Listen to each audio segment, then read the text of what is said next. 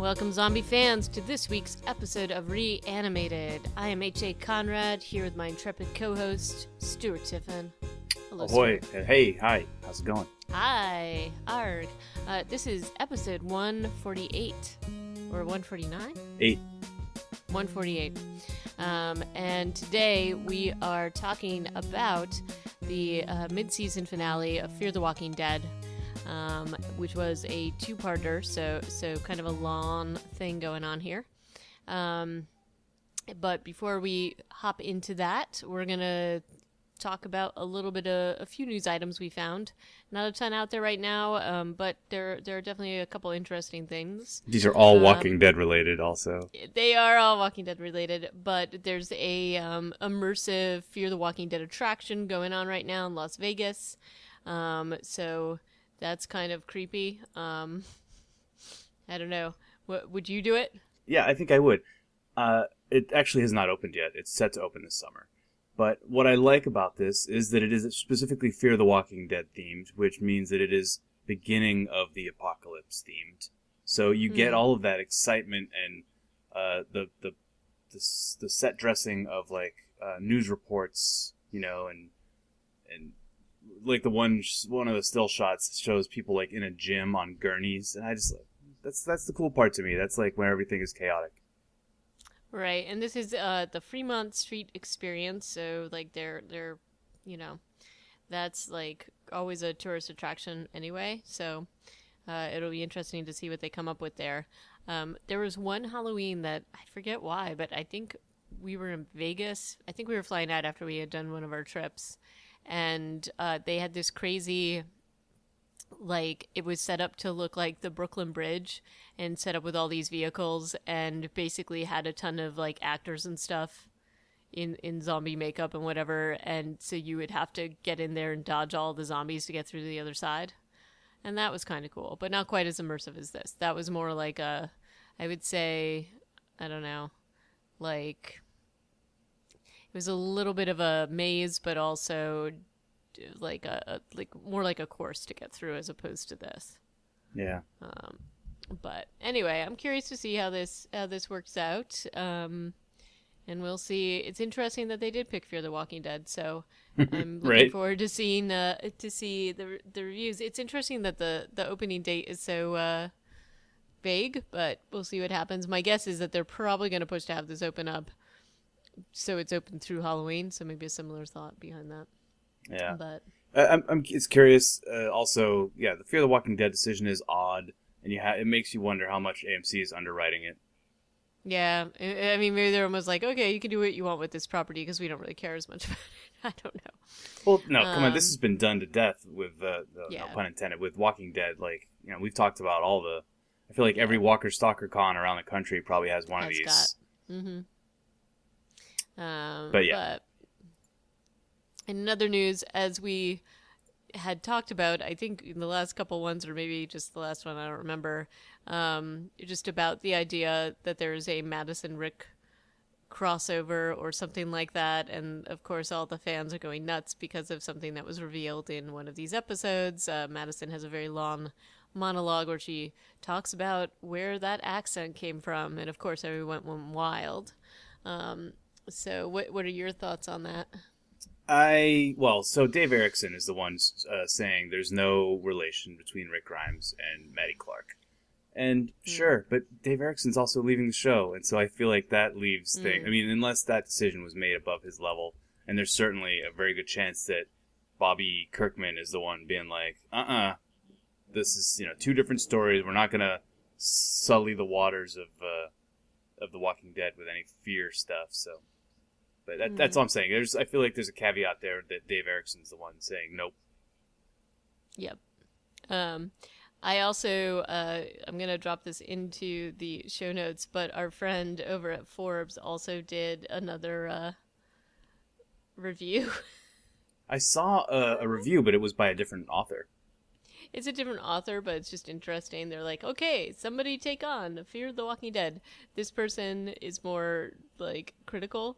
But it's just about who they're going to kill. It just seems to be filling in some spots, but it's interesting.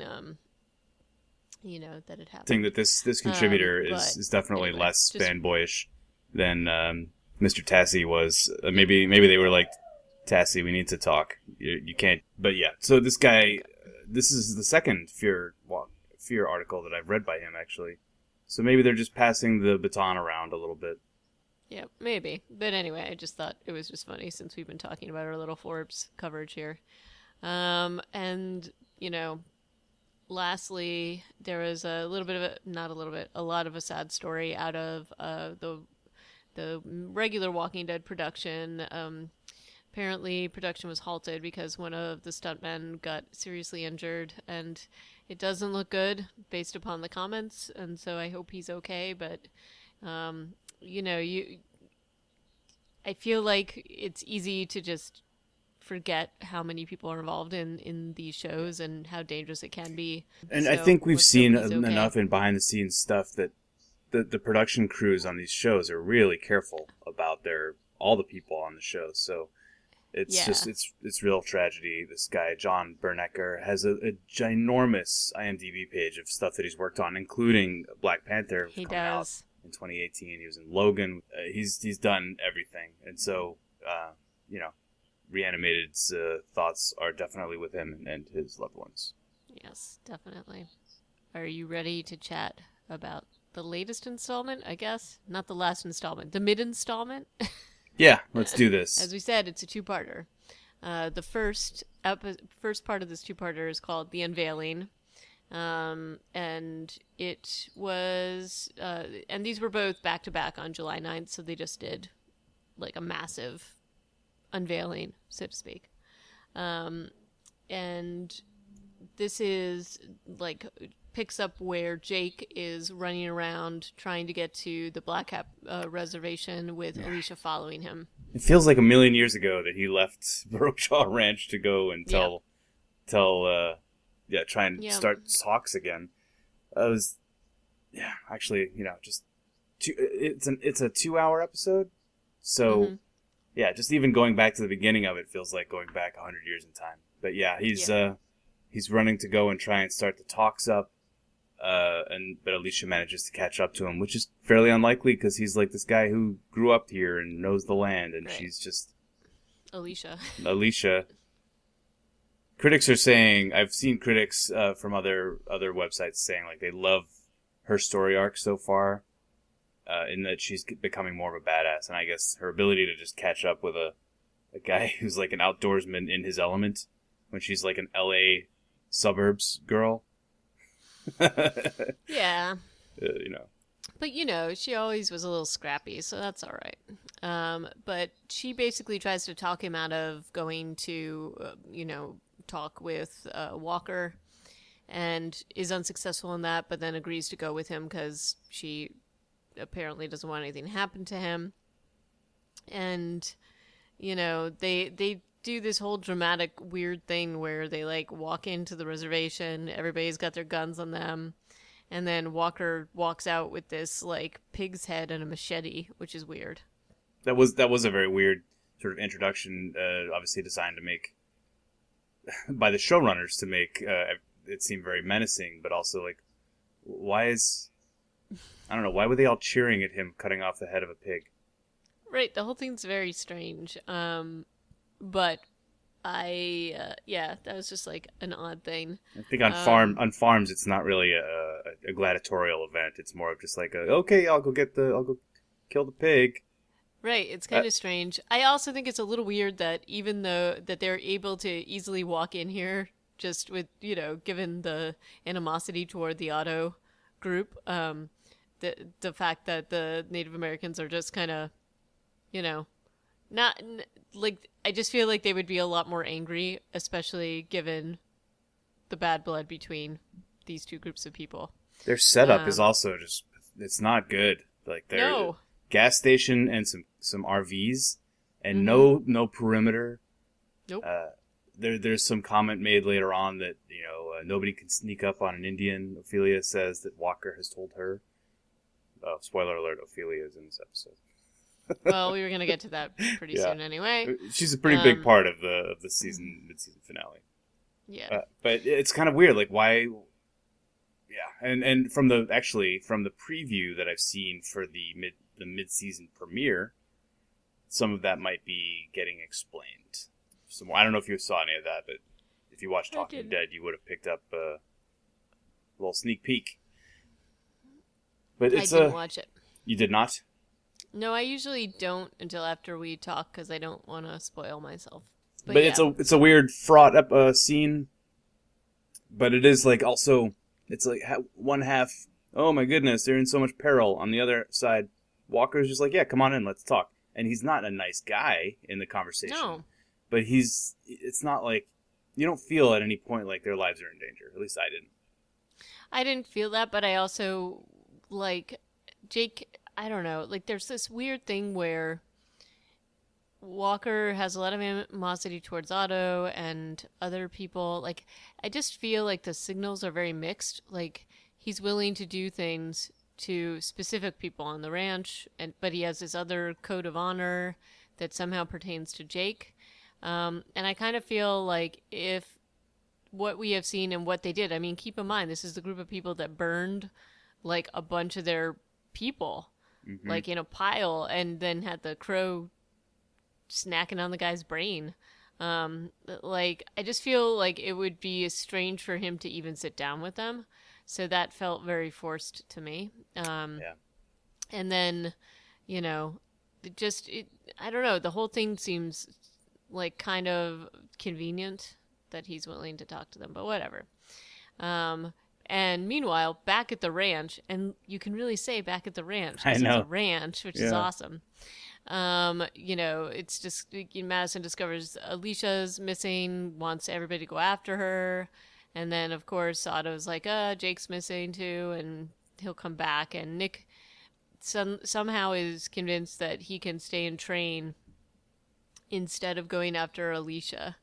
So he's supposed to train with Troy, which seems like a really bad idea to me. But This is a okay. weird part of this episode. Like, yeah, so Otto casually says, "Hey, join the militia," to Nick. Nick's like, "Oh, okay, sure," because Yeah, no problem, and he does, and it's like, huh? and then then he gets a haircut, and during his haircut scene, which is, by the way, thank goodness, guy needs a fucking haircut. Madison is talking to him like, "Wait, you're gonna trust Troy? You're gonna put yourself in Troy's?" I'm like, dude, lady, what have you been doing this entire Right. half season? What that to me, that exchange made zero sense. That she No, would be, it made no sense at all. yeah, You know what also didn't make sense? The fact that they don't have a pair of scissors on this damn ranch. Like, come on. Really? You're cutting your hair with a knife? You know how hard that is and painful? That's stupid. Somebody's got a pair of scissors. and it turns out okay considering he's doing it with a knife. Like, not bad. No, not bad at all. But anything would look better than what his hair was looking like. He must have been so relieved to get that out. And in the diner, we're going back and forth between the ranch and the diner, and the talks aren't going super great. But then, yeah, basically, Michael Greyeyes, who plays Kalataka or Walker, he's a good actor. He's got like a nice presence to him. Yeah, he's good. He feels friendlier than his words are coming across, though. Like, he's almost maybe too nice in real life, I think. I don't know that he's too nice, but he seems almost like this is the problem I have with it. Like, we saw the actions of what they did, and he is the leader. We saw what they did against some of the denizens of the ranch and some of the militia that were out there. And so I think the problem I have is that his words and his actions as it pertains to Jake does not match up with what we have seen at all.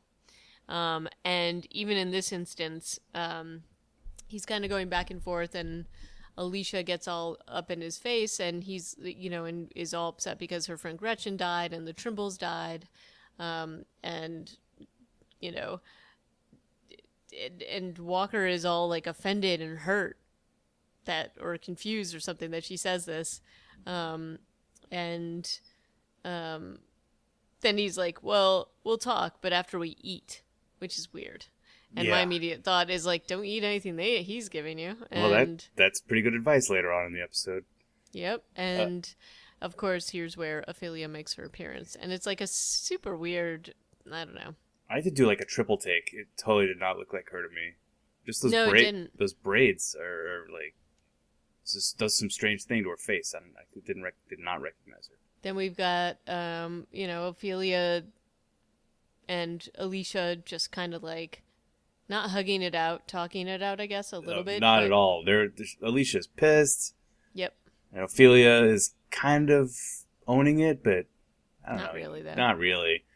And you just get this impression that Alicia she's thrown her lot in with the Ottos, insofar as she's, having sex with Jake, I guess, and they live there, but you don't really feel like they're committed to the ranch in a big way. No, no. And the other thing I find weird about this is that, all right, and this was confusing, and we'll get to this a little bit later. But of course, we saw that that Jeremiah found Ophelia. Like, she was all like screwed up and whatever, and he was all like, welcome to America and that kind of thing. Yeah. And she doesn't, clearly something has happened where she's had an interaction with the Ottos. Wouldn't she share that with Alicia at this point? She just makes like sort of weird, vague statements about it. And you know this person. You have a bond with them. You guys got out of, like, you were there when all of this stuff happened. You traveled on to Mexico. She left them at the hotel and sort of like in a dire, like, wouldn't you at least say why you were with the nation and why they could be trusted? But she doesn't do that. So I find that to be just so annoying, because that is not something that would happen. Well, we're assuming that they were closer than they were, and Ophelia apparently had no problem just up and leaving them and driving off without saying anything. When all of us really just thought she was going to kill herself, but instead she went off on some mission. So honestly, Ophelia's motivations have never really been super well spelled Defined. out. She was supposedly on this mission to find her fiance, right? Mm-hmm. But that's kind of just, don't really feel like going to Santa Fe anymore, or whatever. Yeah. But we do get to that flashback at the beginning of, like, in the middle of this episode, and that's actually got a whole lot of stuff to unpack in it too. Walker. So then they come up with this deal to do hostage exchange. I guess it makes some sense, but not really. Like who the hostages are is not really great. Alicia manages to persuade Jake that she should be the hostage, even though the Otto family in general places very little value on her life. And Ophelia is not a member of the tribe. It becomes more clear that she is valued, probably mostly to Walker himself. But she is not a great choice for a hostage either, because, you're like, well, she's not actually one of them. Right. And so, that totally didn't make sense to me. And even Alicia talking Jake into it, it does make some sense that Jake would have to talk to his dad. But the problem I have with that is that his dad is constantly telling him, like, what a bad job he's doing, has resisted any of Jake's efforts to, like, to make a peace with Walker's people. So I just don't think that it makes any sense. I guess part of me thought that maybe Jake wanted to stay with the nation just because it was clearly a much better spot for him to be. He doesn't have to deal with his dad. I don't know. But it didn't make sense to me that happened, other than to set up a whole scene where Walker is, talking to Alicia and showing her around, and he shows her the helicopter, and they have this heated exchange about pain, and both like, I don't understand, you don't understand my pain. No, you don't understand my pain. It's really emotional. But when he's showing her the helicopter, and I'd forgotten that she was even on it. Like, I don't know where my mind is going. I forgot that she actually was on the helicopter when they shot it down, and she lost Travis. True. That is a crazy thing for him to, like, proudly show her. And when you also consider that the Native Americans started this war with this action of shooting down this helicopter, and it does make all of the willingness to negotiate and talk even more bizarre. The fact that the opening salvos of this conflict were, actually they started years and years ago, as we find out, but this part of the conflict is it's like all out. It makes it strange that he would be so open to discussion and making deals. Right. And then, the other weird thing is that, as he's like taking her around, he's kind of like doing a little bit of a show and tell. And it's Right. kind of weird. Like, I just was having a really hard time figuring out what his motivation would be. He's gotten a lot. I mean, I guess they had the heated exchange, and maybe he's looking to give her some understanding of why their nation is against the autos. He shows like like he keeps making references. He did this with Jake before, and he talks to her about it, how they were forced to like live this cheap life, selling trinkets and having people gawk at them or get drunk and have a smile on their face and all this other stuff. It just seems a little too like tropey for me. And this was one of the things I was a lot concerned about once they entered this storyline. I feel like there was a lot of ways that they could play this tribe and this group of Native Americans that are together. I think it's an interesting idea that these people that have been marginalized could come back and be totally triumphant and maybe know a lot more about living in this land like with these challenges much better than other people have been doing, and that could have been a cool theme to do, but that's not what they've done here. And so that's kind of weird. And then they have this weird storyline that's just so very tropey, and I like a little bit, I don't know, on the nose, I guess. um I don't know. What are your thoughts about that? Yeah, I'm kind of with you. I wish there would have been more emphasis on the Black Hats surviving in the face of a zombie apocalypse rather Right. than the Black Hats Wanting their deciding land to back. settle old scores and being concerned about land. I think in the end we learned that they're not as concerned about land as they are about revenge, and Right. that makes more sense than a land battle, or not a land battle rather. A land conflict or a land use conflict in the zombie apocalypse is kind of like a dispute on trade routes, right? At Naboo, you're like, what, really? Yeah. It would have been more interesting to see how a Native American tribe handled, their dead coming back to life, or dead people from. I mean, we don't really know where they are either. I assume they're in Texas somewhere. Maybe they're in California. Maybe. I mean, they're somewhere potentially close to the border, so it could be either.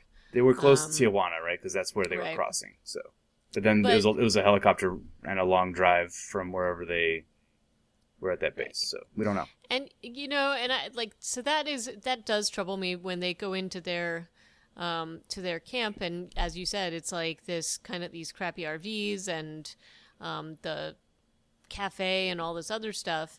And I really was hoping that we would see a lot more of how they had figured out or were like surviving in a way that the people on the ranch weren't, even though they had fewer resources, because they were a group of people that just didn't have quite as much. And they just don't do that really. It's just like this kind of, and the whole like, and that's the whole thing. You can't sneak up on an Indian and all that stuff. And we see throughout both of these episodes that like they really don't like protect themselves very well, and they are extraordinarily vulnerable. And I would think that if they were as concerned about losing people as they seem to be, that they would have picked a different place. They wouldn't be just here in this sort of like place, as you said, with no perimeter. And it's just kind of strange. Yeah. You But add to anyway, that too his weird like conspiracy theory revelation in the reliquary trailer where he pulls out that old tapestry that shows like he's like, this is a prophecy about what's happening right now. This our version of the apocalypse is that the chosen people, I forget if that's the terminology he used, will wipe out the unclean or something like the that. impure, yeah. Yeah. Which Which is is yeah. it's Again, it bananas. doesn't make it's bananas, and it doesn't make sense given how they are clearly living, right? To me it seems as if this was really what they all thought, that they just would have chosen a very different way to go about all of this. And quite honestly, I also don't think that they would be spending this much time on revenge. Yes, water is a precious resource, but I feel like there's a whole world out there, and if they're able to survive, like, why not go and find something else? Or, it just seems like an awful lot of resources to be spending in a, like a vengeance plot. Well, yeah. But we also have, so to add more drama to this, when Jake gets back to the ranch and tells Madison that Alicia's there and he has Ophelia, she kind of doesn't, she doesn't even bat an eye that it's Ophelia. It's kind of weird. She does, but it's like she's more concerned about the fact that he left Alicia there, and she's like, and to her credit, she did see what Walker's tribe did to the people. And yet she also knows that they were not responsible for killing the Turnbulls or Trinbulls, whatever their name is, which is true. That's what makes it like a ridiculous. Her reaction is over the top. She's like suddenly convinced that they're gonna murder her daughter because Jeremiah is like, I'm never gonna negotiate. Right. And so there's that. This insane thing happens because Madison basically overreacts and just does something insane. Continues to manipulate Troy into being his worst self. Yeah, and it's so crazy. Like, she just kind of goes nuts. And, she won't listen to Jake. Nobody listens to Jake. And then she's, like, using Troy to go and get, like, Alicia back. And she won't listen to Ophelia either. So it's kind of strange. And then we also have the weird stuff between Ophelia and Jeremiah. And they have some very coded conversations, like referencing the last time that they met, but they're still mysterious about it. We don't know about what happened. She makes a couple comments that, she could have died and, all this other stuff, but they never get into the details. They just kind of agree to not talk about it, which is weird. Yeah, so this episode does a good job of making me think the Black Hats are like the low moral high ground kind of asshole bad guys. And that scene makes you still have a thing in the back of your mind. It's like, hold up, what did he do to her? Why is he's just like, we'll just agree to disagree. And like that was kind of what he was saying to Luciana too, after his son and their goons like shot up the Colonia people. He's like, just let it go. Just let it go. Ain't no thing. So, when he starts talking that way, you're like, well, what did he do? What's going on? Yeah. So this plan to liberate Alicia goes very badly. They do things like, they sneak into the compound, and Alicia for some reason is like feeding pigs. Okay. As you will. As you will. But there's really no like lookout, or at least not a good one. They kind of sneak in. There's a lot of back and forth, and she was like, "Don't hurt this guy," and then Troy, of course, kills the guy. And then they somehow get out, but they've killed like 4 people by the time they get out. And it's like, okay, well, this isn't gonna like work. No. Yeah. Then that's like the first of a couple times that Troy and his guys sneak onto the reservation and just murder a bunch of people. Like it happens several times during the finale, which again just kind of underscores the fact that they have a really crappy camp. Yeah. But also Madison's like she's just totally crazy.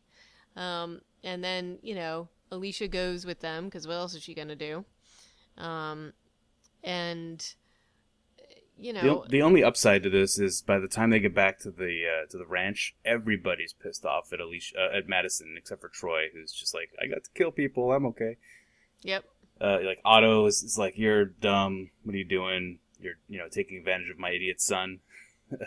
Alicia is like, Mom, you're a psycho. You've made everything worse. Jake, same thing. Mm-hmm. Yep. And then Otto is also like worked up too.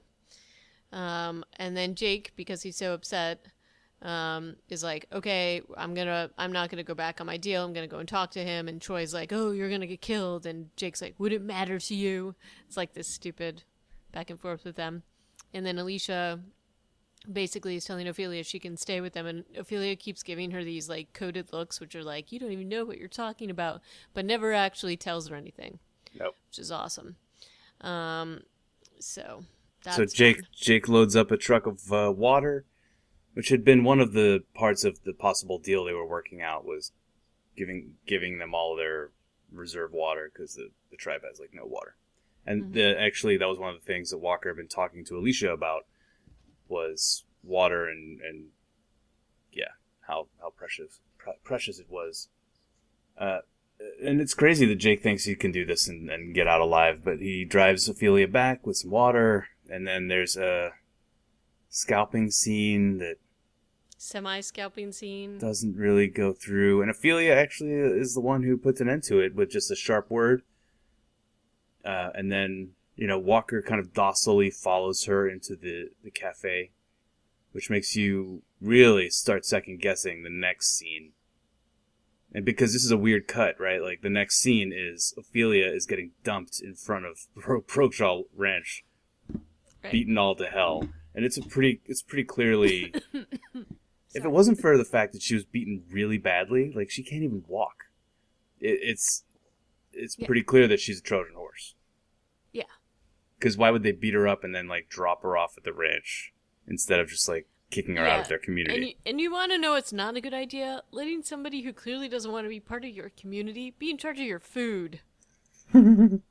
That's a brilliant idea. On day one. On day, like, there's no trust. There's no trust to be won or credibility to be won. There's like, yeah, sure, go and work in the kitchen. It's weird. And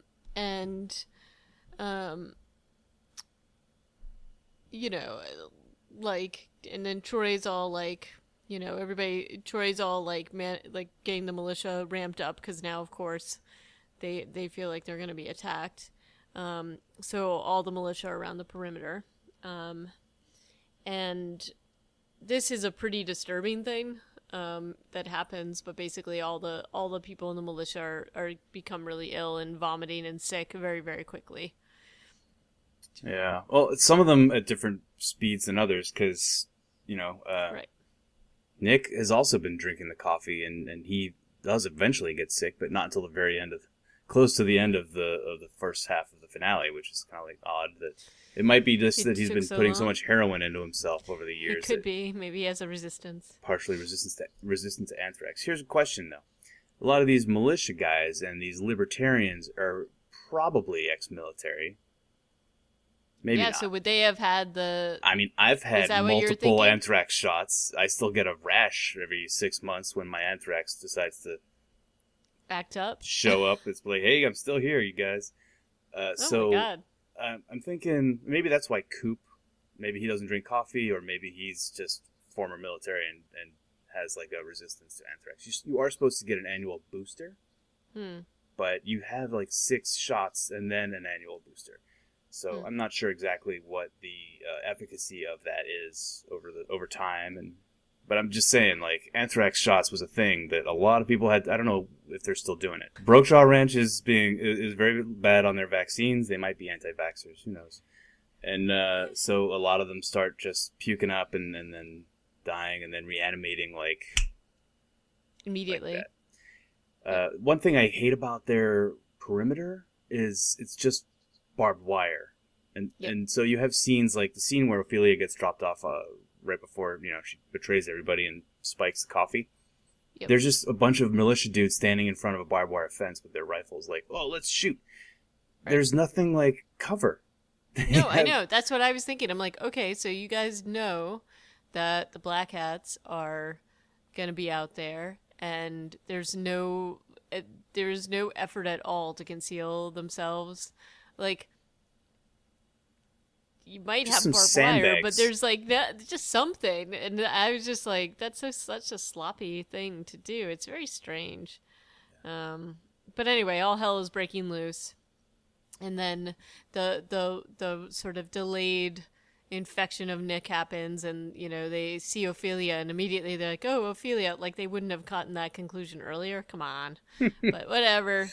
Yeah, but it's because she acts shady and starts to try and get to a truck. And this is another part of the Black Hat plan that was stupid, is wait, they beat her so badly that she can't really walk, or like Yeah, she's like holding her arm and limping, right?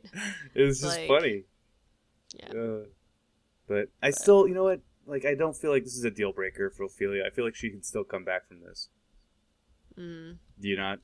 Are you like, no, she's dead to me now. She poisoned Nick. No, I mean, I think look, my thought about it was I think she must have had a very good reason for doing what she was doing, which made me even more curious about the Otto story. But you know, I was like, I wanted to see what happened. But Tell you what, you don't want to be the Clark family if you exact revenge on Ophelia and murder her, and then Daniel Salazar shows up later and he's like, I'm ready to be reunited with my daughter. yeah, That would be a bad day for everybody. yeah, So that's kind of the end of that episode. Madison pulls her out of the truck like a boss. pounding the crap out of her. It's awesome. I'm glad the Coop didn't die when Zombie Jimmy came for Coop. I kind of Yeah, like that was Coop. I want good. Coop to I I want like Coop to Coop. make it, even though he was kind of a jerk to Madison. He's got a bow and arrow. Those guys can't be all bad. Yeah, so that's all right. But yeah, we kind of just end there with Nick doubled over and the camp in chaos, and we are anticipating an attack by the Black Hats. And then the next episode starts with a cold open that does not pick right up. In fact, we go back in time and we get to see the Ophelia Welcome to America scene. Yep. And Which this, it's a little anticlimactic. I will admit to you. I felt not I felt the climax. I definitely felt something happening when we hear the way that Jeremiah is talking to her, because he goes from kind of, affable-ish with the white folk, so then we see him talking to someone who doesn't look like him, and he is a complete asshole. Yep. And the interesting thing, though, is that he knows enough to hide it from Madison and her family.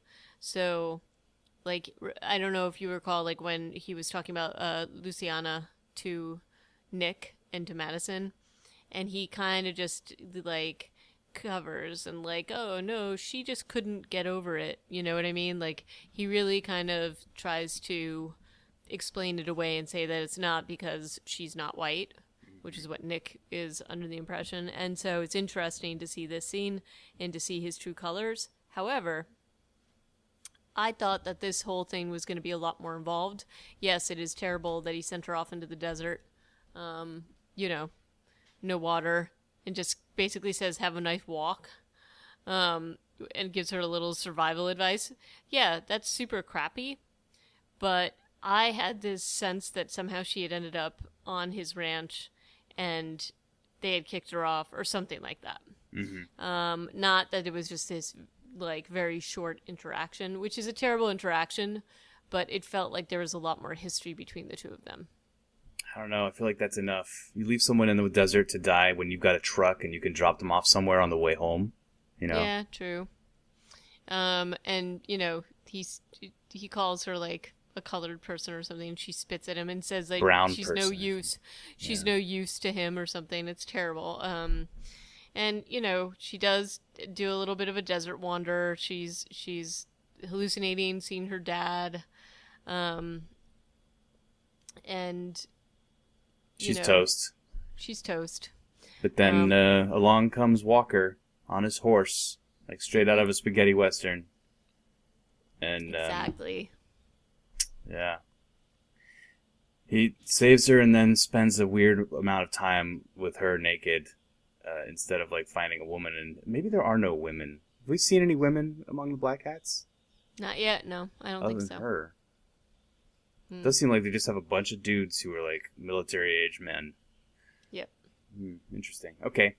But yeah, so he's like treating her, he's spending time with her in the bathtub.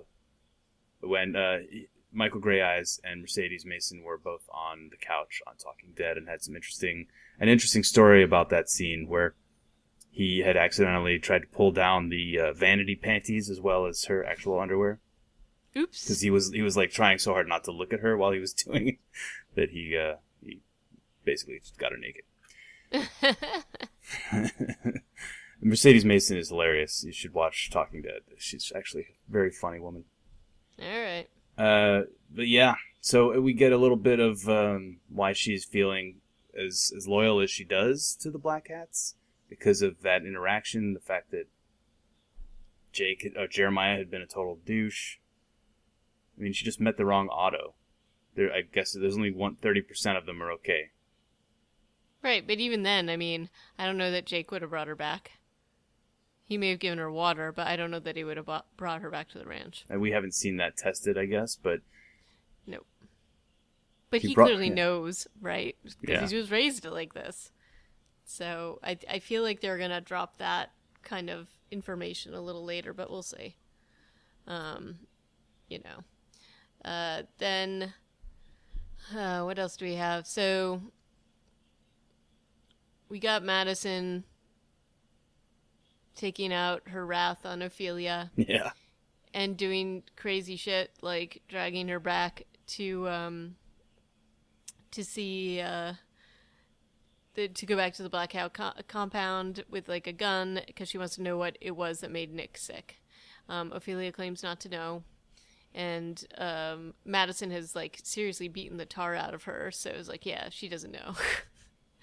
And then they go back to the ranch, and they're talking to Walker about it, and, okay, so there's this whole thing where Madison comes in, and she's like, oh, my kids are sick, and I want to save my kids, and Walker's, like, questioning her about why she's staying with the Ottos, and Madison just keeps saying she would protect her family, and all this other stuff, and Walker comes out with this line about having respect for her and, like, letting her go. Mm-hmm. Did you buy this? Did it seem a little, like, too easy? It's like he calls her a real man or something. I feel like he actually uses that phrase. Strange. It's like, you're more of a man than any of those Autos. It's like, whoa, is that a compliment? I don't know. But yeah, it's weird. He kind of, for whatever reason, respects this whole weird mama bear thing that she's doing. But then at the end, he's like, well, you should just take your family and leave the ranch. She's like, no, I'm not going to do that. Even if I save my family, I'm going to stay there. And we can't all choose the people that we're with. It's like, well, yeah, you kind of can. Yeah. You can definitely do that. And then the other part was like, there is this whole weird thing again where you would think that if Walker is wondering why she's staying with Ottos, clearly she doesn't know. Yeah, what just they say, are. hey, by the way, he killed my uncle and three of my uncle's dad. friends and my dad, and that's why I'm doing this. He's super racist. And how about Ophelia jump in and back him up? He left me in the desert to die. Yeah, all these things should be, but then that's not good for TV, or is it? Not. If they had said all that and not then not had the big reveal. Like, I don't know, but then I don't know. It's just like a strange thing if you're trying to get somebody to understand why you are feeling this way. And could we even be sure that Madison would hear that and then make the right decision? Because I'm not so sure anymore. Yeah, who knows? So luckily, though, we get to take a break from this drama and go visit with our good old buddy Victor Strand. Yes. He shows up on some beach looking like a surfer dude, kind of just being sneaky and hiding from zombies and then manages to find a cast member we haven't seen in quite some time. Yes. I really liked the sequence. I thought that everything to do with the Abigail was a lot of fun, except for the radio conversation. I was a little less on board with that, but I think it kind of needed to happen. Otherwise, he would be talking to himself to come to some epiphany. Yep. That was a kind of interesting thing, that the whole him finding the Abigail, that was kind of cool. It was cool. It also puts that thought to rest, ties up a loose end, and it also forces Strand to kind of look forward and let go of his old conceits. Because obviously visiting Dante and relying on those old relationships was kind of backwards thinking, I think, for him. Yeah. And so by the end of this sequence when he burns the Abigail, and he's done some pretty straight up killer work with the people who had taken it over and turned into zombies. He does some good work there with a spear gun and then a normal gun. And a knife. Does some nice stuff. Yep. Also, he manages to find unopened champagne, which is a There's little a lot weird. of booze. There's still a lot of booze unfinished. There's a lot of booze on the boat. And but they were mostly also doing cocaine, I think, by the scenery. Yeah, but then he also manages to find his little coat, which I thought was a nice touch too. Um, Yeah. yeah, and it was definitely sad when he's trying out all the instruments on the boat, and it's just definitely never gonna run again, and you know Oh, that. I It's thought kind of Travis could probably fix it. yeah. Managed it Travis is before. dead. But yeah, so and then they do this whole weird thing where the Russian satellite or Russian whatever, it's a space station, uh, comes into orbit and the guy's talking to him. It was kind of weird, a little cool, I guess. Yeah, it's a little too poetic. They're like trading famous last words by authors. Yep. Who has that kind of trivia lying around? Maybe it's common. But the key thing that it does do is that Strand asks if this is only in the United States, and the Russian cosmonaut tells him that it's all over the world, that all the lights have gone out everywhere. So there is a reason for it, so that you can get confirmation about that. Yeah. So now we know not only for this world, but in The Walking Dead, it's worldwide. Well, we already knew that because the CDC scene at the end of season 1 of The Walking Dead confirmed that it was in Europe. And I think if you're between the U.S. or the America and Europe, then yeah, it's all over. Yeah, Maybe maybe. Australia and New Zealand are okay, Could be that it but spared so Van Diemen's Land. that sequence with Strand and the Abigail kind of flashes back and forth throughout this episode. But back on the ranch, as you say, they're burying at least 20 bodies in this mass grave, which was kind of crazy. They're also finding out that, it's probably a good idea to have every able bodied person trained as a militia. So, this whole idea of a separate militia is an idiotic idea, which now, that's coming back to haunt them. Yeah. So, That, and they're gonna, as this set goes on, it doesn't look like we're gonna leave Brokejaw just yet. I really hope they work on some defensive stuff as well as yeah. getting people armed up for sure. Yeah. But then, as the rest of the episode progresses, all of the skeletons come out of the closet, so to say. Or the floor. Yeah. Or the floor. And so basically, Nick starts digging in the adobe and finds a skull and confirms with Jeremiah that it's Walker's father. And that's what the blood is. And not only him, but like part of why he killed him was that he and the other 3 founders had killed 3 men that were sneaking onto the compound. And one of them was Walker's uncle. So when his dad came to confront him, he killed him too. It's then that Nick basically brings this to Madison and Alicia. And there's like, this is one of the things where, Nick is clearly like, no, there's right and there's wrong, and there has to be some line. And then Madison goes into her whole history, and her southern accent is fully coming out. And talks about herself in the third person. Yeah, as a little girl, which I thought was weird. And that was weird. Basically who tells a story like, that way? Who does that? Yeah, and she reveals that she killed her dad because he was a drunk and used to beat her mom. But what she does say about it is that she would be willing to do it again, even though it causes people to judge her differently.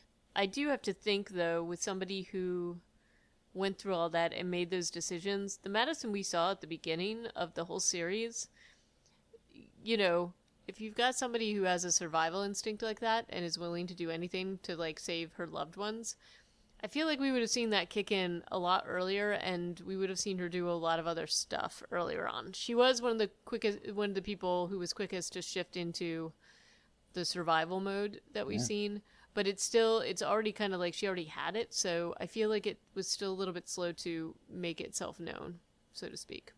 Yeah. So, yeah, that's true. I mean, there was a lot of stuff going on in their lives, and clearly this is a total paradigm shift, to say the least.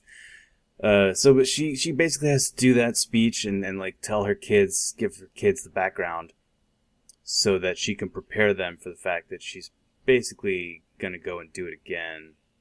Yeah. She's gonna, she's planning to go and fulfill this bargain she's made with Walker because she's had another parlay with him. Oh my god, there's so much back and forth here. It's insane. Like, they go and they steal the relics. They bring them back to the ranch. Then there's, like, a confrontation, and she's talking with Walker. Yeah. And then they do that tricky thing where you see them talking, but you don't know what they're talking about. That's tricky. It's tricky. It's very tricky. And then the big confrontation is between Madison and Otto, and it is kind of an interesting back and forth. He's a good actor. He does like a really cool speech. But it's such a, I like how she tried to convince him to kill himself.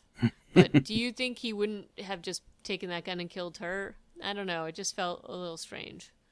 But on some level, I think he is kind of at the end of his rope. Yeah. Like, he's ceding all power to his children. Doesn't seem like he's a guy who's holding on to much in the world. Mm. And then, the idea that he would needle Nick in this way when Nick comes in and he like calls him a mama's boy, and he's clearly projecting and talking about his own kids. Like, it felt like that. He's also just goading. Like, at that point, yeah. I'm like, he's trying to do suicide by Madison. Yeah. Evidently. And yeah, I mean, I think the show wants me to give a crap that Nick shoots him instead of her, but I don't really care. Whoever is going to do it, just get it over with. Yep. I think this is supposed to be a touching moment, kind of like here, let's have a hug, and I'm going to put your hand on my butt, and there's a gun there. One of those kind of weird scenes. What's funny about this is that people have been shooting guns on the ranch here, now and from time to time throughout this part of the season, and it doesn't seem to have evoked any kind of response. But when this one gunshot is fired, suddenly we have a shot of Jake and Troy sprinting up the stairs from wherever they were. Yep. It's kind of odd. Then you have a super creepy background song playing while, they do weird things with the body, and Madison brings the head to Walker. Stand By Me. Yeah. Yeah, but who did the cover? Somebody called Kai Theory. Kai Theory? What is that? Anyway, it sounded pretty good. Troy was clearly kind of torn up about the death of his dad, which makes sense, I guess, because he's kind of abusive, and that'll happen, right? And Troy's a bit messed up in the head. There was the scene where Madison's standing in front of a coffin. I was like, all right, whose coffin is this? I was a little slow on the uptake realize before I realized that.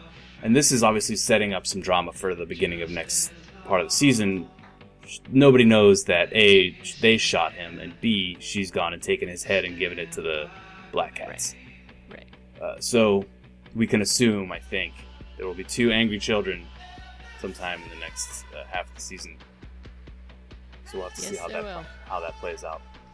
Yeah. And then just as an aside, because I wrote a note about it, one thing that is still puzzling me a lot about Fear the Walking Dead is the use of fire at all times, which would clearly attract walkers. So Strand does it when he burns down the Abigail. The militia does it when they set the different structures, the teepees on fire at the Black Hat compound. Yep. It's a little weird to me how many times they use this, and yet they're not totally overrun by like hordes of zombies. Well, there's like no zombies out here. Yeah.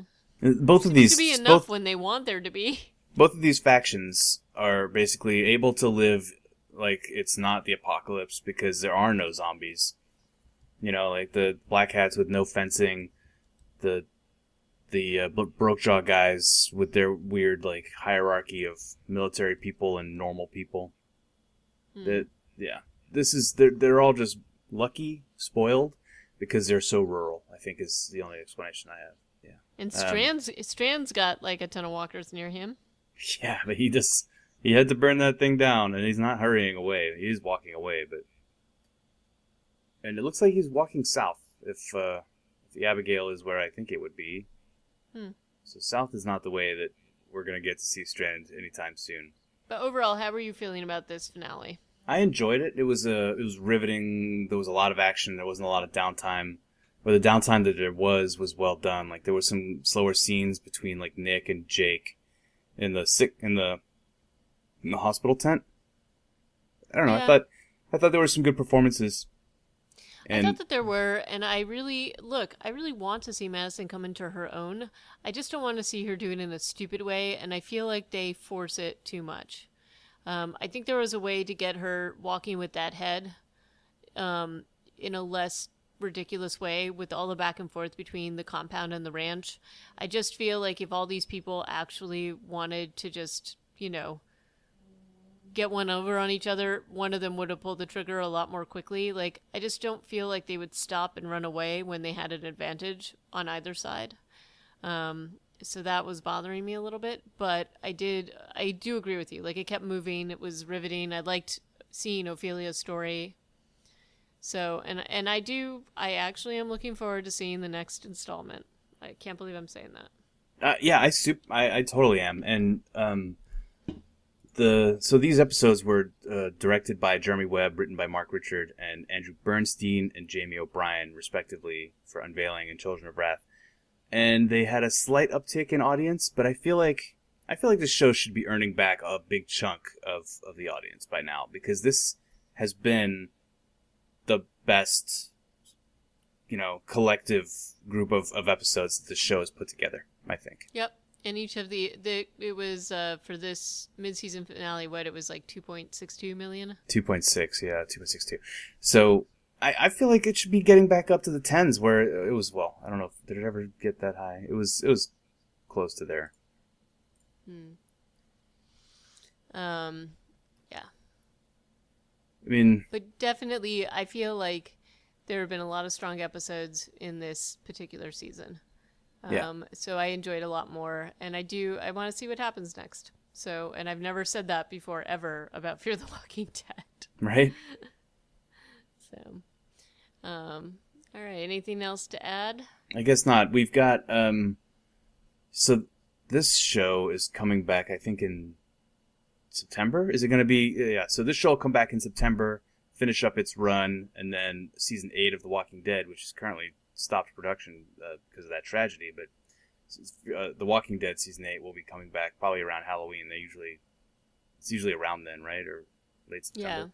Yeah, yep, always around Halloween. Yeah, so those are going to be coming up. Although this week now we have the return of Game of Thrones in mid-July. Get ready for some winters coming. It's only going to make sense in the Southern Hemisphere. And it's fewer episodes too, so that's going to be interesting. I don't know how they're like 2 down. It's like 7 episodes a season or something. Oh boy. Well, there's a lot less material from the books that they have to plumb. So. Or it might be maybe it's like 9 episodes this season, and then they finish it up with a very short 7-episode season. I don't know. But either way, I'm very excited to see. We're totally off the map. Mm-hmm. There's lots of stuff going on. There's some weird theories. Maybe we'll see some of the winter zombies. Get some zombies. While we take a little break from our Fear the Walking Dead reviews until September, we're going to be reviewing a few other things. Next time, we'll be reviewing our next installment of Resident Evil, which we believe is Retribution 2012. However, we have reviewed so many Resident Evil films, we don't quite remember it. So it could be that we'll be reviewing Resident Evil, the final chapter. So either way, it'll be really exciting. So exciting. We like to surprise people. Including ourselves, perhaps. Including ourselves. Remember, I did not even remember that we had talked about Dead Snow, too. So, I just couldn't remember it. Sometimes the zombie films just blend. But if you have any comments about the mid-season finale of Fear the Walking Dead, feel free to shoot us an email at reanimatedpodcast@gmail.com. or leave a note on our website, reanimatedpodcast.com, or send a tweet at us. Just tweet away. It's reanimatedpcast. And until next time, ciao. Thanks for listening. Bye-bye.